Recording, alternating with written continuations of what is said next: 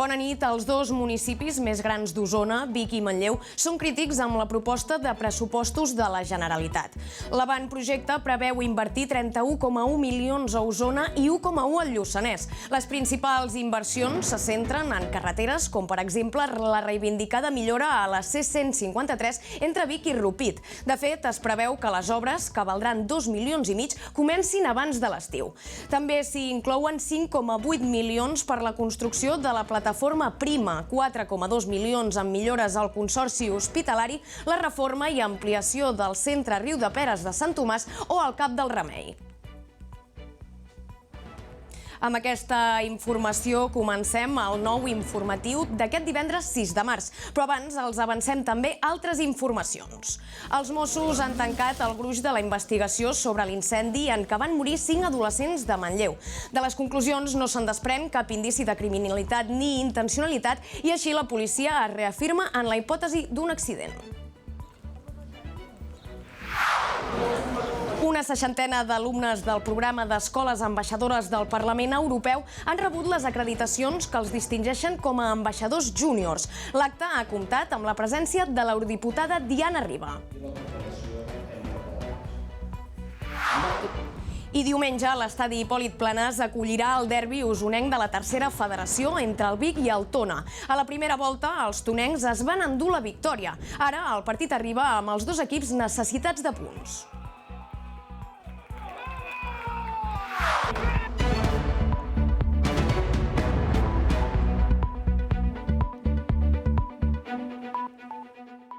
Com dèiem, el govern de la Generalitat està en plenes negociacions per poder tirar endavant els pressupostos.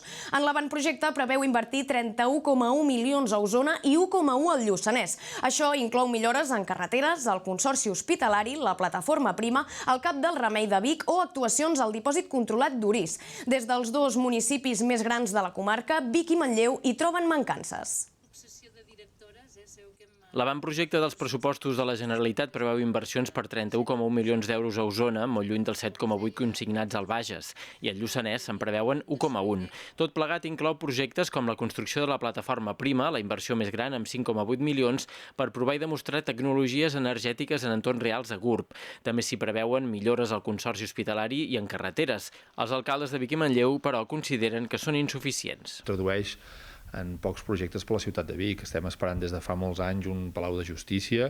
Tenim un problema amb la justícia en aquest país, de fer justícia, i per tant, on és el palau, que esperem des de fa anys. La previsió sí que inclou 1,5 milions per a l'ampliació i l'adequació del Cap del Remei de Vic. Seguim avançant en aquesta millora de la primària a la ciutat, però lluny encara del que ens mereixem. Haurem de treballar també, com hem dit, per aquest nou CAP de Vic Sud per al futur, però d'entrada almenys aquesta millora reivindicada des de fa anys. Des de Manlleu també hi troben mancances com la comissaria, l'institut escola o el CAP. S'ha aprovat per unanimitat la comissaria, s'ha aprovat per unanimitat també tot el que fa referència a l'institut escola, el CAP, després ens ve el PSC a l'Ajuntament, ens ve el PSC als plens municipals, i ens diuen que estem fent que no veiem aquestes inversions, però si el seu mateix govern no ens ho proposa, doncs malament. El president ens va donar la seva paraula de que es comprometien a ajudar-nos a Manlleu i per tant espero que en aquestes reunions de treball que puguem tenir en presidència la cosa pugui avançar. De Manlleu sí que s'inclou la rehabilitació dels pisos de Vilamontà. El més gran que hi ha de Manlleu és una inversió que ja s'havien compromès a fer aquest 2025, que és tota la rehabilitació dels pisos de Vilamontà, que a més el PSC de Manlleu ens va fer venir tot de veïns al ple i per tant ens va fer totes unes manifestacions en un ple reclamant-nos que féssim coses. L'Ajuntament ha fet els deures, la Generalitat encara no. Des de la comarca d'Osona es troben a faltar altres inversions com el pavelló de Sant Hipòlit, l'ampliació del circuit d'Osona o altres relacionades amb l'aigua. Tenim com a comarca un seguit d'infraestructures a punt per executar unes basses de reserva d'aigua per a la ciutat de Vic i tot Osona Sud, o l'interconnexió dels sistemes d'aigües d'Osona i aigües de Vic. Per tant, en matèria d'aigües, de prevenció de la sequera. Entre les principals inversions també hi consta 1,5 milions per al dipòsit controlat d'Orís, 1 milió per al Consorci per a la gestió de residus urbans d'Osona o un altre 1,5 milions per a la variant de Sant Miquel de Balenyà. Entre les diverses partides que preveu l'avantprojecte de pressupostos a Osona i el Lluçanès hi ha la millora de carreteres. Una de les més quantioses és la de la carretera C153, entre Vic i Rupit, que suposarà una inversió de 2,4 milions d'euros. Es tracta d'una actuació llargament reivindicada des del territori, sobretot pel que fa a la seguretat. Afegim la sinuositat de la carretera i afegim nuclis de població importants i afegim que a Rupit hi ha un volum important també de visitants i afegim la climatologia adversa o extrema a vegades de fred, de neu i de boira. La darrera gran intervenció va ser el 2009 i consideren que fins ara els governs han incomplert els criteris tècnics que marquen que en un període d'entre 10 i 15 anys cal refer el ferm de manera integral. Aquest incompliment es pugui traslladar amb un risc evident de mobilitat.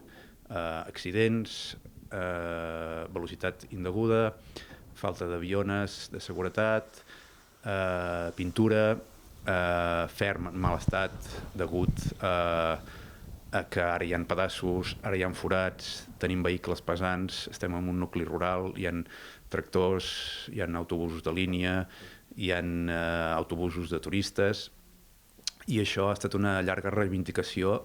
El darrer any s'hi han fet intervencions que diuen no han estat suficients. Sí que els veïns i nosaltres hem forçat la màquina perquè el ferm era irregular, ja s'han fet unes millores durant aquest any, però insuficients. Això fa que hi hagi una intermitència en l'asfalt. Qualsevol persona que pugi aquí dalt veurà que és un puzzle la carretera, i això no pot ser. Això no pot ser de cap de les maneres. Segons l'alcalde de l'Esquirol, les obres es dividiran en dues fases, una entre el quilòmetre 0 i el 22, és a dir, des de Vic fins a mig municipi de l'Esquirol, i la segona fins al límit de província. Es reposarà el ferm, es canviaran les barreres de seguretat i es millorarà la senyalització. També s'intervindrà en els accessos a les masies, com han reclamat des del territori.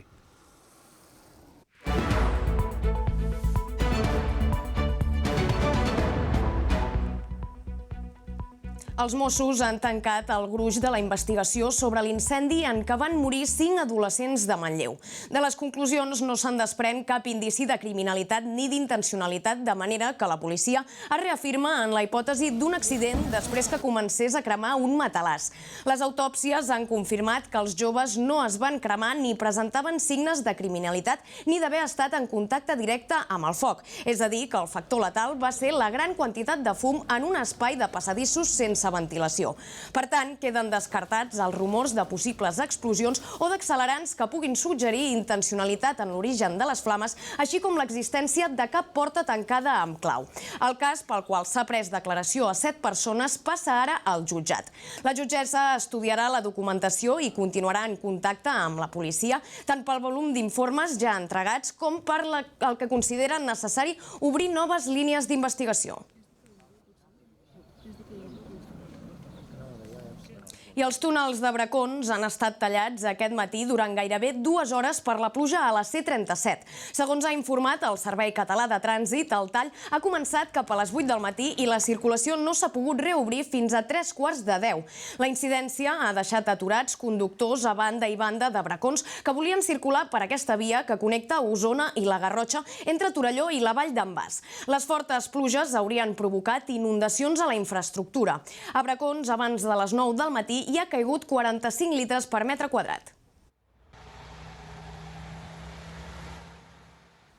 I el 112 ha registrat durant el 2025 el volum més gran de trucades des de la Catalunya central, representant un 9% més que el 2024 i el registre més gran dels darrers 5 anys. Així ho explicaven la delegada del govern de la Catalunya central, Elia Tortolero, i el subdirector del CAT 112, Andreu Alfonso, en la presentació a Manresa del balanç d'activitat del telèfon d'emergències de la vegueria.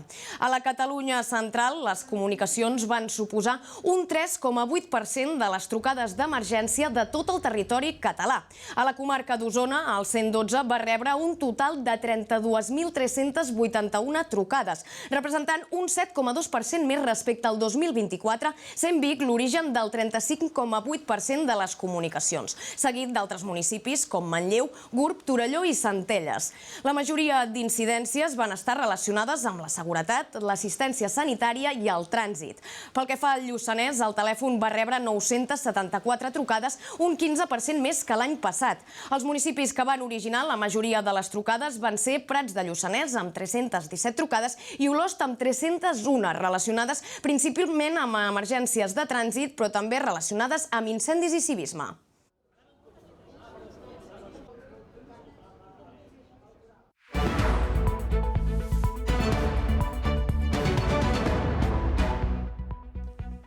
Una seixantena d'alumnes del programa d'escoles ambaixadores del Parlament Europeu han rebut les acreditacions que els distingeixen com a ambaixadors júniors del Parlament Europeu. L'acte ha comptat amb la presència de l'eurodiputada Diana Riba, qui ha incidit en crear una nova joventut activa a Europa. Una seixantena d'alumnes del programa Escoles Ambaixadores del Parlament Europeu han rebut aquest matí les acreditacions simbòliques que el distingeixen com a ambaixadors júniors del Parlament Europeu. A l'acte de lliurament, que ha tingut lloc a la sala polivalent de l'Institut de Vic, hi ha participat la regidora d'Educació Elisabet Franquesa i l'eurodiputada Diana Riba. Dimensió democràcia, tota la dimensió d'entendre la diversitat europea, etc. Tot això ens ho facilita molt, que l'alumnat comenci a veure aquesta dimensió que també els afecta, que els interpel·la a les eleccions del Parlament Europeu i que moltes vegades diuen, bueno, realment què estic fent? L'objectiu de la jornada és crear una joventut activa en una Europa democràtica, que, com afirma Diana Riba, està en construcció. Amb tot, la iniciativa d'Escoles Ambaixadors pretén aterrar les institucions europees dins dels centres educatius, generant un espai de reflexió. Aquesta eina és importantíssima per fer joves actius, ara en el programa d'ambaixadora a la Unió Europea, però demà a l'escala de veïns, a l'Associació del Poble, a l'Associació de Castellers o al partit polític proper. I, per tant, és una gran eina democràtica, al final, que tens un espai dintre dels centres educatius per poder reflexionar sobre tota aquesta Europa, no? Al llarg de l'acte s'han tractat temes que preocupen els joves, com ara l'accés a l'habitatge o la regulació de la intel·ligència artificial i les xarxes socials. El gran tema de la legislatura, que és l'habitatge, si no resolem l'habitatge, el futur d'aquests joves i joves en la seva autonomia, la seva independència, el formar la seva família de mil maneres com vulguin, no? I estan madurant en un entorn virtual que estem veient que provoca grans problemes de salut mental de manera homogènia a tota la població jove, i per tant aquí haurem de fer mesures potser dràstiques que no ens agraden. Els alumnes han creat el punt d'informació del Parlament Europeu treballant conjuntament amb altres escoles ambaixadores. Es tracta d'un punt d'informació mòbil que podrà visitar qualsevol centre de la ciutat. Imbuir-se de totes les bases de lo que és la Unió Europea, a partir d'aquí començar a treballar conjuntament en xarxa amb les altres escoles, per tal de que aquesta idea de l'Europa, de la Unió Europea, del Parlament Europeu en concret, pugui arribar tan enllà com sigui possible. Amb tot, el projecte culminarà amb la seva presentació, explicació i rebuda d'altres centres educatius. Precisament, tornant de Setmana Santa, l'Institut de Vic rebrà un institut de Girona.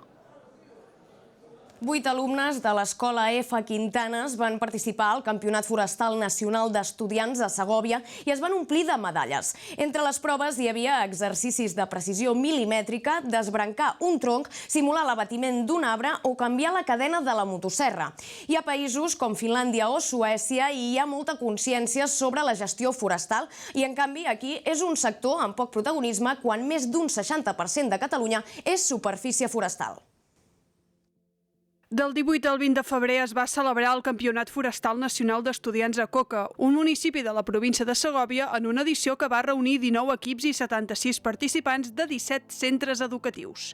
L'Escola F. Quintanes hi va participar amb 8 estudiants i es va carregar de medalles. Van aconseguir el segon lloc en la classificació per equips tant en categoria masculina com femenina i primers, segons i tercers llocs a títol individual. Sabia que el meu company en Guillem hi havia anat l'any anterior i que havia estat bé i divertit i així, doncs ens ho van proposar, ens van agafar i van dir ja que feu pràctiques us hi dediqueu i així, què us semblaria anar cap allà al concurs i provar aquesta experiència? I no ho vaig descartar de cap de les maneres, és anar a veure coses noves, anar a veure llocs nous i conèixer gent nova. Entre les proves hi havia exercicis de precisió milimètrica, desbrancar un tronc, simular l'abatiment d'un arbre o també canviar la cadena de la motosserra en el mínim temps possible. Hi ha 4 proves d'habilitat amb la motosserra, però n'hi ha una principal, que li diem el recorregut forestal, on ells han de sortir a fer càlculs de volum, d'altures, de densitats, de superfícies de parcel·la, coses que en el dia a dia, quan estiguin treballant, es trobaran i que és important que vagin fent. El millor de tot és que no se'ls dona res de material, no tenen un mòbil, no tenen una calculadora, només tenen un element, que és un tros de fusta, i amb allò ho han de fer tot. Més que res, precisió amb els talls de la motosserra, saber tallar bé i ajustar mides, fer una simulació d'un abatiment d'un arbre, clavar els angles de tall òptims, que seria per tirar un arbre real, no arriscar massa de tocar terra, desmolar, moure't amb seguretat també amb la màquina, ja que tens un element que pot tallar molt i pot fer molt de mal. La que em va anar més bé va ser la del tall de precisió, que és la que vaig quedar primera, que quan ho estava fent ja veia que m'anava bé perquè l'havia practicat bastant i era una prova que tampoc m'havia costat massa, però no sabia que m'hagués anat tan bé. L'EFA Quintanes va tenir un grup femení format per 4 noies. Va ser una de les 2 úniques escoles que van presentar tant grup de noies com de nois. Jo trobo que està molt bé, perquè és això, només hi ha hagut 2 escoles en tot el concurs que han pogut fer un equip femení i trobo que està bé perquè diu molt de Quintanes com a escola i de com anima les noies a també tenir interès en el bosc i amb la maquinària. Després d'aquest campionat estatal, al maig es farà el campionat europeu a Àustria, on Martí Vilalta de Vic formarà part de la selecció espanyola.